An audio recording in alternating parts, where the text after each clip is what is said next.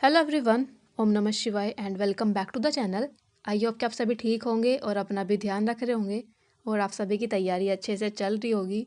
तो आज था डे 8 ऑफ यूपीएसआई प्रिपरेशन। तो आज के लिए टारगेट मैंने कुछ ऐसा बनाया था। सबसे पहले मैंने मैथ में सोचा था कि मैथ में ये वाला चैप्टर पढ़ते हैं और मैं पार्टनरशिप पढ़ने के लिए बैठ भी गई थी और मैंने इसके 10-15 क्वेश्चन किए। उसके बाद ही कुछ ऐसे क्वेश्चन आए जैसे कि एक्टिव पार्टनर क्या होते हैं, इस तरह के कुछ क्वेश्चन आए जो मुझे ज़्यादा समझ में नहीं आ रहे थे। तो फिर मैंने बुक को बंद किया मतलब अपनी, और एक ऑनलाइन क्लास ली जहाँ से मुझे थोड़ा लगा कि अपनी पार्टनरशिप के जो क्वेश्चन है इसके थोड़े से बेसिक कॉन्सेप्ट से क्लियर कर लूँ। तो इसके बाद ऑनलाइन क्लास ली। ऑनलाइन क्लास से जब चीज़ें थोड़ी समझ आने लगी फिर मैंने बुक के क्वेश्चन किए, फिर आराम से हो गए थे। उसके बाद थोड़ा सा हैक बुक में से पढ़ लेती हूँ। तो आप सभी का कमेंट आता है कि दीदी मैथ की हैक बुक और इंस्पेक्टर चालीसा जो बुक है वो किस चीज़ के लिए। तो देखो, दोनों ही बुक कैलकुलेशन की स्पीड को थोड़ा बढ़ाने के लिए, क्योंकि हमारी मिस्टेक बहुत हो जाती है कैलकुलेशन के लिए। और कुछ क्वेश्चन तो होते भी ऐसे हैं कि उसमें कैलकुलेशन मिस्टेक बहुत ज़्यादा होती है। तो हैक बुक और इंस्पेक्टर चालीसा दोनों ही कैलकुलेशन को थोड़ा इंप्रूव करने के लिए है कि हम कैसे जल्दी से जल्दी मल्टीप्लाई कर सकते हैं, कैसे जल्दी जल्दी ऐड कर सकते हैं, या स्क्वायर रूट निकालना, इस तरह की चीज़ों को हम कैसे ईजी वे में कर सकते हैं, ईजी मेथड से कर सकते हैं। बड़ी बड़ी संख्याओं का हम वर्गमूल किस तरह से निकाल सकते हैं बहुत आसान तरीक़ों से। तो इस तरह की चीज़ें ही बताई हुई हैं मैथ की हैक बुक के अंदर भी और इंस्पेक्टर चालीसा के अंदर भी। और मैथ पढ़ने के बाद बारी आती है रीजनिंग की। तो रीजनिंग वाले पार्ट की अगर मैं बात करूँ, सबसे पहले लॉजिकल अरेंजमेंट ऑफ वर्ड्स पढ़ा, जिसमें कितने सारे अलग अलग टाइप के वर्ड दिए होते हैं, उनको एक अरेंजमेंट में लगाना होता है जो किसी लॉजिक से ही डिपेंड करता है। वो डिपेंड करता है, इस तरह के क्वेश्चन होते हैं कि जैसे वर्ड्स वर्ष दे दिया, सप्ताह दे दिया, मंथ दे दिया और ईयर दे दिया, उनको एक सीक्वेंस में लगाना होता है। इस टाइप के क्वेश्चन थे इसके अंदर। 85 क्वेश्चन किए थे मैंने, क्योंकि ज़्यादा डिफिकल्ट चैप्टर नहीं था, आसान सा ही चैप्टर था। और इसके बाद क्लासिफिकेशन भी पढ़ लिया था, क्योंकि लॉजिकल अरेंजमेंट वाले अंदर, मतलब लॉजिकल अरेंजमेंट वाला जो चैप्टर था इसके अंदर सिर्फ थोड़े ही क्वेश्चन थे, इसलिए क्लासिफिकेशन भी स्टार्ट कर दिया था तुरंत ही। क्लासिफिकेशन में यही सब था कि ओड वन को आउट करना अलग से, जो जितने भी ऑप्शन दिए होते हैं उनको क्लासीफाई करना, इस टाइप से के क्वेश्चन थे। तो रीजनिंग में ये वाला पार्ट भी कंप्लीट हो गया था। और रीजनिंग की अगर आप बेस्ट बुक के बारे में पूछते रहते हो तो आप मास्टर रीजनिंग, मुझे लगता है कि रीजनिंग की सबसे बेस्ट बुक है। और मोस्टली अगर सभी लोगों के आपके कमेंट आते हैं तो वो मास्टर रीजनिंग के लिए ही आते हैं कि मास्टर रीजनिंग सबसे बेस्ट है। तो अगर आप रीजनिंग की बुक खरीदना चाहते हो तो वो आप मास्टर रीजनिंग ले सकते हो। अगर मैं अपनी बात करूँ तो मेरे पास राहुल शर्मा सर की बुक है, जो कि वो भी बहुत अच्छी बुक है, इसलिए मेरे पास, मैं उसी से पढ़ूंगी। मैं मास्टर रीजनिंग तो मेरे पास नहीं है। और इसके बाद थर्ड पार्ट आता है मूल विधि का। तो मूल विधि वाला पार्ट हम ज़्यादा नहीं पढ़ रहे। अगर आप भी देखोगे तो लास्ट कुछ दिनों में हमने मूल विधि वाले पार्ट में कुछ भी नहीं पढ़ा। तो मूल विधि वाला पार्ट मैं ज़्यादा इसलिए नहीं पढ़ रही हूँ क्योंकि अभी मैंने संडे में एक मॉक टेस्ट लगाया था यूपीएसआई का, जिसमें मैंने देखा कि मूल विधि वाले पार्ट से बहुत ही कम क्वेश्चन आते हैं। कोई इक्का दुक्का ही आपको मिलेगा बहुत दूर दूर तक देखने पर। 40 क्वेश्चन में से बहुत कम मूल विधि वाला पार्ट होता है। पॉलिटी वाला पार्ट ही होता है। हर एक क्वेश्चन के अंदर संविधान से रिलेटेड, आर्टिकल से रिलेटेड, इस टाइप के ही क्वेश्चन थे। इसलिए हम पॉलिटी वाला पार्ट ज़्यादा पढ़ेंगे और मूल विधि वाला पार्ट कम पढ़ेंगे। लेकिन आज एक मूल विधि की क्लास ले ली थी। अगर आप मूल विधि की क्लास लेना चाहते हो तो आप यूट्यूब पर मूल विधि बाय राम सर सर्च कर लेना। RWA पर एक सर पढ़ाते हैं, उनकी क्लासेस आ जाएंगी। और वो क्लासेस ना अभी नहीं कराई हैं सर ने, सर की वो पुरानी क्लासेस है, रिकॉर्डेड क्लासेस है, तो आप उनको यूट्यूब से रिकॉर्डेड ही ले सकते हो। अभी रिसेंट में सर कुछ भी क्लास नहीं करा रहे हैं मूल विधि की। अगर आपको लेनी है तो आप उनकी पुरानी क्लासेज है वो ले सकते हो। आई थिंक 70 के समथिंग है, 70 या 60 के समथिंग क्लासेज हैं वो। तो आज के लिए टारगेट सिर्फ इतनी ही चीज़ें रखी थी। और मैथ, रीजनिंग और जीके जीएस पर मैं ज़्यादा इसलिए ध्यान दे रही हूँ क्योंकि हिंदी एक बार को फिर भी हमारी हो जाती है ठीक। और जो मैंने अभी मॉक टेस्ट भी दिया था उसमें भी मेरे हिंदी में ठीक नंबर आए थे। हिंदी में आई थिंक 35 थे। बाकी सब्जेक्ट मुझे ज़्यादा डिफिकल्ट लगते हैं, तो इसलिए मैं अदर सब्जेक्ट पर ही ज़्यादा ध्यान दे रही हूँ फ़िलहाल तो यहाँ पर इतनी देर से पढ़ाई करने के बाद मुझे लग रही थी भूख, और मैंने आज मैगी बनाई थी बहुत टाइम बाद। और कभी कभी ना कुछ कमेंट्स आते हैं कि दीदी आप घर का सारा काम कर लेते हो, आपको घर का इतना सारा काम करना कैसे आता है। तो मैं आप सभी को बता दूं, मैं ना मेरठ में रही हूँ। मैंने अपनी ग्रेजुएशन मेरठ से की है, जो कि मेरे घर से काफ़ी दूर पड़ता है। तो मुझे वहीं हॉस्टल में रहना पड़ता था, 2-3 साल आई थिंक मैं हॉस्टल में रही हूँ। और एक्चुअली मैं हॉस्टल भी नहीं बोल सकती, पीजी ही बोलेंगे। तो मैं वहाँ पर पीजी में रही हूँ। तो अपना सारा काम खुद ही करना पड़ता था, मतलब अपने बर्तन साफ़ करना, खाना बनाना और अपने कपड़े वगैरह भी साफ़ करना, मतलब सब चीज़ें ऑलमोस्ट आपको पूरा काम खुद से ही करना पड़ता है। तो जब आप डेली ये सब चीज़ें करते हो तो आपको आदत पड़ जाती है सब काम करने की। तो इसलिए मुझे मोस्टली सभी चीज़ें आती ही हैं। तो जब मतलब मैं मेरठ हॉस्टल में रहती थी तो मेरा ना ये था, मैं बड़ी आलसी टाइप थी। तो मतलब खाना वगैरह बनाना, बस मैगी बनाकर खा ली, कभी जमे बनाकर खा लिए, कभी चाय पी ली, चाय के साथ रस खा लिया, इस तरह से ही मतलब खाना बनाना स्किप ही करते थे मोस्टली। जितना हो सके हम ये सोचते थे कि खाना ना बनाना पड़े। तो इस वजह से मतलब जब मैं 10th और 12th में थी तो मेरा 48 के समथिंग वेट था, 47 से 48 तक था। लेकिन जब मैं मेरठ में रही मेरा वेट 39 किलोग्राम रह चुका था। तो उस टाइम पर बीमार भी बहुत हुई थी मैं। हेलो एवरीवन, ओम नमः शिवाय। तो जैसे मैंने आपको लास्ट में बता दिया था कि मैंने ना कुछ 2 बुक्स ऑर्डर की थी, मैथ की और हिंदी की बुक ऑर्डर की थी, जो कि मुझे आप सभी ने सजेस्ट की थी कि दीदी ये वाली बुक मंगा लो, मैथ की और हिंदी की बेस्ट बुक है। तो मैंने वो दोनों बुक ऑर्डर की थी, ऑर्डर साथ में की थी फ्लिपकार्ट से, लेकिन बुक मैथ वाली पहले आ चुकी है, लेकिन हिंदी वाली अभी तक भी नहीं आई है। तो मैथ की बुक के बारे में मैं एक तो आप सभी को दिखा दूंगी कि इसके अंदर चैप्टर्स कैसे हैं और मतलब कौन कौन से चैप्टर है, कितने चैप्टर हैं और पैटर्न क्या है।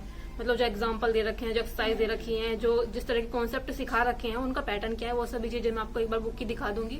अगर मैं बात करूं, पहले थोड़ी सी बुक के बारे में बात करते हैं। तो मुझे अगर जहां तक मैं खुद देखूं तो भाई अगर आप बेसिक से चीजें पढ़ रहे हो ना तो ये वाली बुक बहुत अच्छी है। अगर आप एकदम से ही अगर थोड़ी सा आपको मैथ वीक लगता है ना तो आप किरण की बुक या फिर RS अग्रवाल की बुक से शायद नहीं पढ़ पाओगे उतने अच्छे से जितना इससे पढ़ पाओगे, क्योंकि इसमें बेसिक से भी क्वेश्चन है और एक थोड़े अलग लेवल के भी है जो थोड़े इंक्रीज लेवल के हैं। तो इस तरह के क्वेश्चन है। बाकी अगर मैं बात करूं या फिर हम कोई भी एग्जाम देते हैं, चाहे वो किसी भी चीज का एग्जाम हो, यूपी पुलिस का, UPSI का, कोई भी एग्जाम देते हैं तो उसमें जो क्वेश्चन रखे जाते हैं ना, मोस्टली सभी क्वेश्चन ना एक इजी टू मॉडरेट लेवल के रखे जाते हैं। डिफिकल्ट क्वेश्चन कम होते हैं, क्योंकि एवरेज मतलब जो बच्चों का सभी का एवरेज होता है मोस्टली उसी टाइप के क्वेश्चन रखे जाते हैं। कुछ ही क्वेश्चन होते हैं जो थोड़े डिफिकल्ट होते हैं, जैसे कि 5-6 हो सकते हैं, ज्यादा से ज्यादा 6-7, बस इससे ज्यादा नहीं होते जो डिफिकल्ट क्वेश्चन होते हैं। तो इसलिए ये वाली बुक इसलिए अच्छी है क्योंकि बेसिक से पढ़ने के लिए बहुत अच्छी बुक है। मुझे तो ऐसे लगता है अगर आप कुछ थोड़ा बेसिक से पढ़ रहे हो या इस तरह के क्वेश्चन कर रहे हो तो बहुत अच्छी खासी प्रैक्टिस हो जाएगी, क्योंकि बहुत सारे क्वेश्चन दे रखे हैं। और अगर मैं किसी एक चैप्टर देखा था मैंने, जैसे कि परसेंटेज वाला एक चैप्टर था, तो उसके अंदर ना अलग अलग टाइप वाइज दे रखे हैं। तो मुझे यह चीज बड़ी अच्छी लगी, जैसे कि परसेंटेज में भी ना बहुत सारे टाइप बन जाते हैं। जैसे हम उसको अलग अलग टाइप में डिवाइड करना चाहें कि जो एज पर आधारित परसेंटेज के क्वेश्चन हो गए, चुनाव पर आधारित परसेंटेज के क्वेश्चन होते हैं। परसेंटेज वाले चैप्टर में से बहुत सारे बन जाते हैं, मिनिमम मिनिमम करके अलग अलग छोटे छोटे से चैप्टर इस तरह से। तो सभी को ना टाइप वाइज बता रखा है कि इसका मतलब जैसे कि उस चीज के अंदर पर्टिकुलरली क्या मेथड लगेगा। ये वाली चीज मुझे थोड़ी सी अच्छी लगी। और एक चीज ये अच्छी थी कि प्रैक्टिस के लिए क्वेश्चन देने से पहले उसको बहुत अच्छे से समझा रखा था हर टाइप के क्वेश्चन को। जैसे जैसे परसेंटेज वाला चैप्टर ही लेते हैं, जो उसमें एज वाले क्वेश्चन थे और चुनाव पर आधारित जो क्वेश्चन थे उनको पहले अच्छे से समझा रखा है। 6-7 पेजेस में आराम से उनको समझा रखा है, उनको सोल्व करके दिखा रखा है, इजी मेथड में लिख रखा है। और उसके बाद एक्सरसाइज दे रखी है, मतलब क्वेश्चन प्रैक्टिस के लिए क्वेश्चन दे रखे हैं और क्वेश्चन भी प्रीवियस ईयर्स हैं। तो इसलिए मुझे सही लगी है बुक। बाकी एक बार आप देख लेना, अगर आप मंगाना चाहो नहीं मंगाना चाहो वो तो आपकी मर्जी है। तो अभी अगर मैं बात करूँ ना, पहले अभी आप सोच रहे हो कि दीदी आपने 1-2 दिन से ये क्यों नहीं दिया, मतलब टारगेट क्यों नहीं दिया UPSI के लिए। तो फिलहाल मेरे पास अभी ये बुक थी, इस बुक से मैं पढ़ रही थी मैथ, जो कि बहुत ही छोटी सी, आप खुद ही देखो, क्योंकि इसके अंदर ना कॉन्सेप्ट नहीं दे रखे, मतलब कुछ सिखा नहीं रखा, सिर्फ एक्सरसाइज है, मतलब सिर्फ प्रैक्टिस के लिए क्वेश्चन है और कुछ नहीं है। कुछ मेथड नहीं बता रखा कि कैसे क्या चीजें होंगी, सोल्यूशन है और क्वेश्चन है, बस क्वेश्चन और सोल्यूशन। तो इसलिए ज्यादा तो कुछ बेस्ट नहीं थी, इसलिए मतलब यूपी पुलिस कांस्टेबल के अकॉर्डिंग ठीक है, लेकिन UPSI का मैथ इससे नहीं हो पाएगा। तो इस वाली बुक को ही मैं पढ़ रही थी। देखो, तो मैं सोच रही थी एक बार नई बुक स्टार्ट करने से पहले अपनी SD यादव की ये वाली जो बुक है, शारदा पब्लिकेशन वाली, इसको स्टार्ट करने से पहले एक बार ये बुक कंप्लीट कर लूं। इससे थोड़ा सा एक ये है ना कि थोड़ा बेस सा तैयार हो जाएगा कि हमें छोटी छोटी चीजें बताएंगे किस तरह से यूज होंगी, कुछ एक बार हम पढ़ लेंगे तो। और फिर ये भी था कि मैंने ये वाली बुक पढ़ी नहीं थी, मेरे पास ऐसे ही रखी हुई थी, ये एक बार भी सोल्व नहीं की थी। तो इसलिए मैं इसको सोच रही थी इसको एक बार फटाफट खत्म करूं, फिर अपनी नई मैथ की वो जो बुक आई है इससे अपनी प्रैक्टिस करूंगी। तो इसलिए मैंने इसके कुछ जो थोड़े बहुत चैप्टर्स रह रहे हैं इसके अंदर, इसलिए मैं सोच रही हूँ एक बार इनको जल्दी जल्दी से कंप्लीट करूँ 2-3 दिन में, और उसके बाद अपनी नई बुक से पढ़ना स्टार्ट करेंगे, क्योंकि इतना भी टाइम नहीं है कि हम बार बार कभी इस बुक को पढ़ रहे हैं कभी उस बुक को पढ़ रहे हैं। तो एक बार ये फटाफट से खत्म करने के बाद ये वाली बुक स्टार्ट करूंगी। एक बार मैं आपको चैप्टर्स दिखा देती हूँ, इस बुक के अंदर किस तरह के चैप्टर है और दूसरी बुक के अंदर कैसे चैप्टर है। तो सबसे पहले तो ये वाली बुक थी जो मैंने मंगाई है, शारदा पब्लिकेशन की, SD यादव की। तो बुक तो अच्छी है, लेकिन इसकी पता सबसे जो थोड़ी सी बेकार चीज मुझे लग रही है कि ये इधर वाली साइड से ना ये कम स्पेस है, ये थोड़ा यहाँ तक होना चाहिए था। क्योंकि जब हम बुक को खोलते हैं ना, जब इतनी छोटी उसमें बना रखी होती है, जब इसको बुक को ऐसे खोलते हैं तो ये ना सही से खुल नहीं पाते, मतलब इधर वाले क्वेश्चन ना दिख भी नहीं पाएंगे। थोड़ा सा ये थोड़ी सी दिक्कत लगती है, क्योंकि बुक ज्यादा बड़ी है। अगर बुक इतनी बड़ी है तो उसको फिर इस वाले साइज में नहीं बनाना चाहिए, इसको थोड़ा सा इधर वाली साइड में और होना चाहिए था, और ऊपर वाली साइड भी थोड़ी सी और होती तो ये आराम से इजीली क्वेश्चन इसके दिख पाते सही से। मतलब क्वेश्चन दिखने में इतनी भी ज्यादा प्रॉब्लम नहीं है कि आपको क्वेश्चन ही समझ नहीं आ रहे। बाकी मैं आपको एक बार दिखा देती हूँ कैसी। तो ये तो है मेरी पुरानी मैथ्स की बुक, जिसके अंदर कुछ इस टाइप के क्वेश्चन हैं जिसको हम पढ़ रहे थे अभी। तो देखो ये वाले, ये मैंने कुछ चैप्टर्स पढ़े हैं, इसके कुछ रह गए हैं। मैं सोच रही हूँ एक बार इनको जल्दी से कंप्लीट कर लूँ, फिर नई वाली बुक से स्टार्ट करेंगे। तो ये थे कुछ, क्योंकि चैप्टर ज़्यादा बड़े बड़े नहीं है, क्वेश्चन भी ज़्यादा नहीं है इनके अंदर, तो इसलिए आराम से हो जाएंगे थोड़े दिनों में। आई थिंक बस 2-3 दिन और लगेंगे इसको करने में। ये वाले चैप्टर्स मैंने कर लिए हैं।